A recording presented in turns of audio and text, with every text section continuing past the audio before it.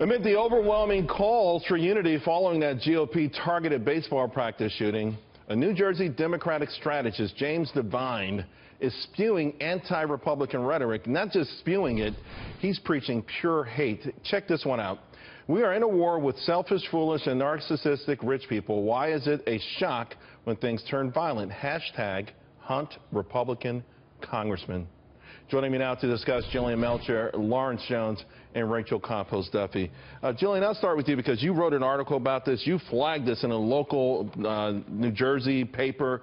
This is big news. This is huge in the aftermath of what we saw. Yeah, I think this is very disturbing. He was not only saying hunt Republicans, hunt Republican congressmen, but he was also saying that the GOP is inspired class warfare, that we can't be surprised if there's violence, and that he doesn't feel all that bad for Scalise, given that he didn't support gun control. So I think you've got somebody here espousing violent ideas, espousing violent rhetoric, and it's almost more disturbing to me that this is happening on a local or a state level, because if it were happening to a state, a U.S. senator, we'd know and we'd be able to take on those ideas. Locally, they have a chance to fester and make an impact. Right, and to your point, he did also, to your point, I'll share his thoughts on Scalise. He said, I have little sympathy for the Republican congressman who got shot today because he viciously opposed President Obama's effort to reduce gun violence, and instead he accepted more gun lobby money than all but 15 other members of the House of Representatives. So, Rachel, how ironic someone who's complaining about the gun lobby and gun reduction and violence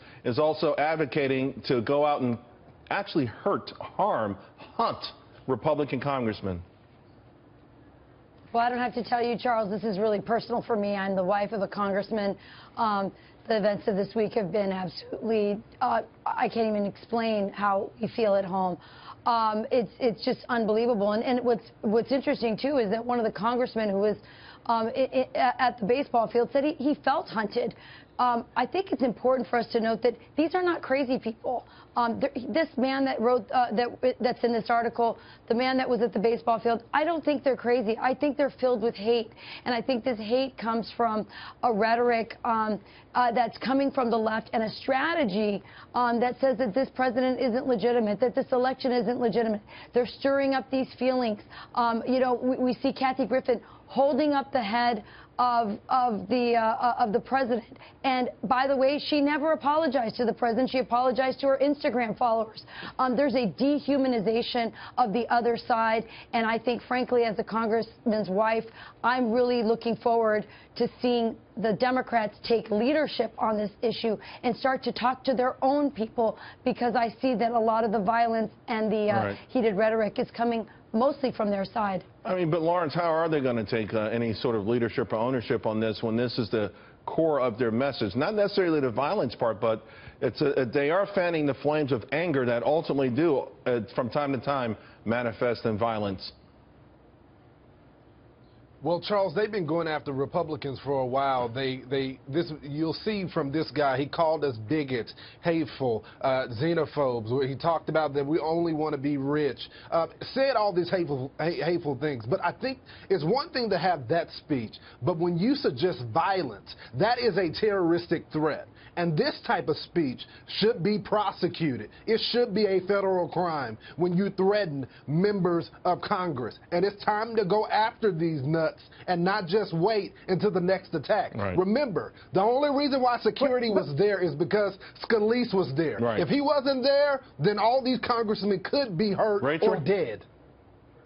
But, the leader of the party, Hillary Clinton, during the last election said that we were deplorables, that we were racist and xenophobes and Islamophobes and you name it, all because we have a different idea of how government should be run or what the role of the federal government is. We have to start respecting the way other people vote. We have to start respecting that not everyone is a Democrat, not everyone's a Republican, and that you can have a different point of view and still be human, and still have humanity. What you see from that article that you read is that this person doesn't think that there's any humanity on the Republican side. Right, real quick.